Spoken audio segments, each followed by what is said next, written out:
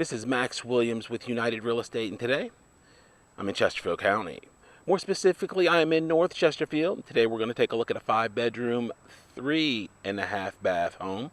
This home located here towards the end of a cul-de-sac. There are 8 other homes down past this one. Actually, there is one that's still under construction. I see down there in the cul-de-sac. Directly across, we have a little bit of a drainage ditch. There's not going to be any building taking place here. And wooded area here around this curve. This home that we're going to take a look at will only have a neighbor on one side. There's not going to be any building taking place over there. I think this subdivision is pretty much finished, with the exception of that one going down there. I don't think there are many lots left, at least in this section. This is an unusual home because it was built in 2017 and it's a foreclosure. So we don't see a lot of foreclosed homes that are this new, but it does go to dispel the myth that all foreclosures are dirty, nasty, need disrepair, or in disrepair, and just a bad move. That is totally wrong. You guys know, if you've been watching for a few months, that foreclosures come in all shapes, sizes, and condition. This one is definitely a beautiful home. They've got some features in this one that I haven't seen before. I'm going to point out to you. I really love the wood floors here. This has a kind of a gray tone to it. We know that is very popular here in today's market. I did have someone I think it was last week, they mentioned how the walls in one of the homes that I showed were blue, or light blue, and that actually was a phenomenon that is created by a video camera. Video cameras do not have the ability to adjust for what we call color temperature. In another part of my life, I'm a photographer, so color temperature is very important in photography. Right now, you may be seeing tones of blue. I don't see blue with my human eyes, but I can see that the camera is picking up a cooler tone. When we go into rooms that have tungsten light or traditional household light, in many cases that's a warm light, and it will show as a brown or a tan light. When we say warm, we mean orangish. When we say cool, we mean bluish tones. So these walls are white, even though they may not appear so. Okay, we've got a breakfast nook here on the back, plenty of space. You could put a deck there. Right now there's not a deck in place. This is a wooded rear lot. We of course know that there's a wood line on that side and directly to the rear. It's not completely cleared, and then we've got a privacy fence for the neighbor here on the other side. This home does have high definition laminate countertop here. You can put several bar stools right along here, and as well there is a furniture style island here. This island, you can see we've got the legs that are in place there, and you can actually put some chairs or a short bar stool up underneath, actually 3 sides here. So you could actually have this as a little area where you can sit, in addition to some cabinetry on the other side and plenty of additional cabinet space. We've got 42-inch cabinets in place. The stainless steel range does convey stainless steel dishwasher as well. So we've got some really nice features here in this kitchen.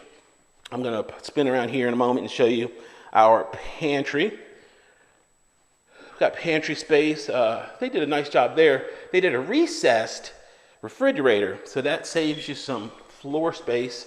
And there is our pantry. Our 2-car attached garage right here. Just the other day, I was talking to a real good friend, platonic friend, and she said, "Max, I've got to tell you something." And usually that's not good news. She went on to explain that she found evidence of a couple mice in her kitchen.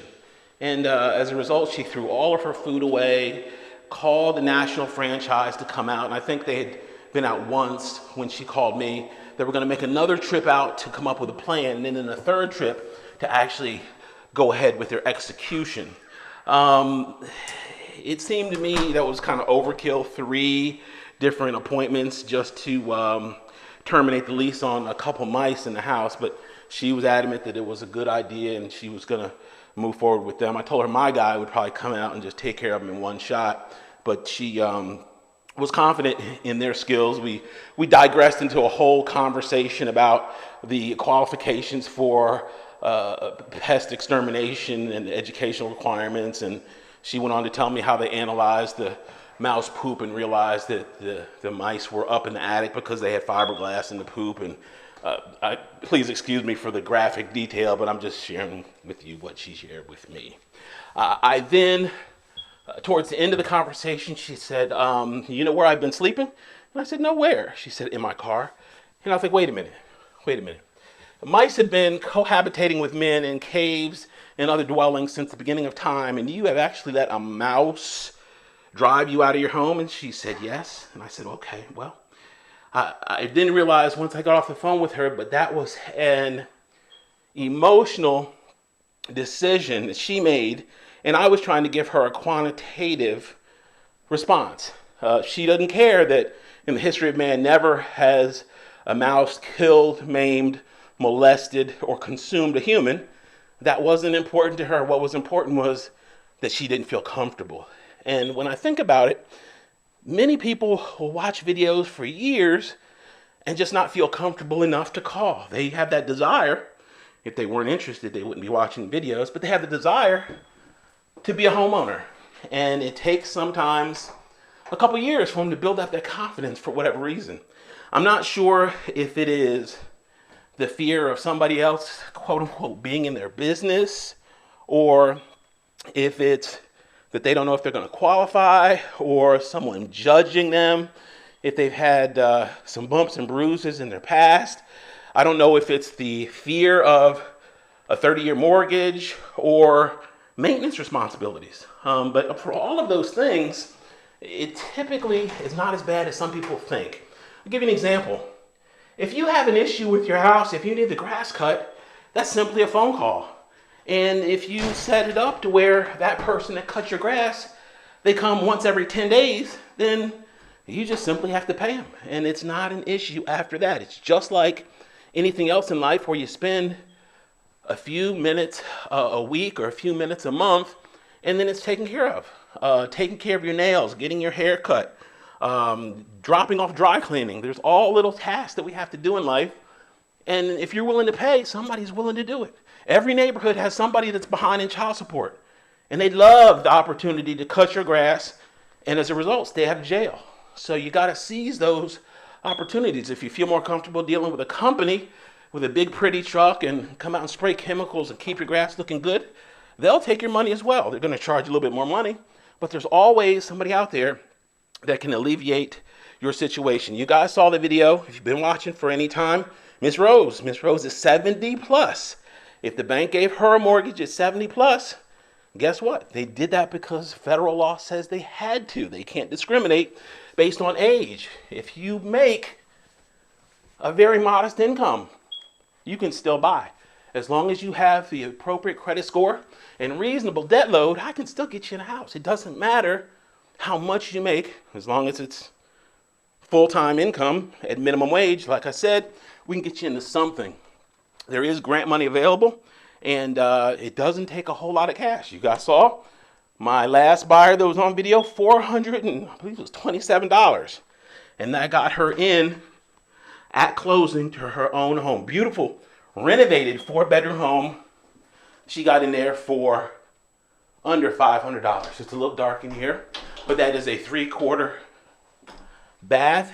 And then we've got a final bedroom. This is bedroom number 5 right here. So this would be great for maybe an unruly teenager or an independent 5-year-old. They could have their own space up here and be away from everybody else. The only time they'd have to come downstairs is to eat. They've got their own little living area here, nice and separate.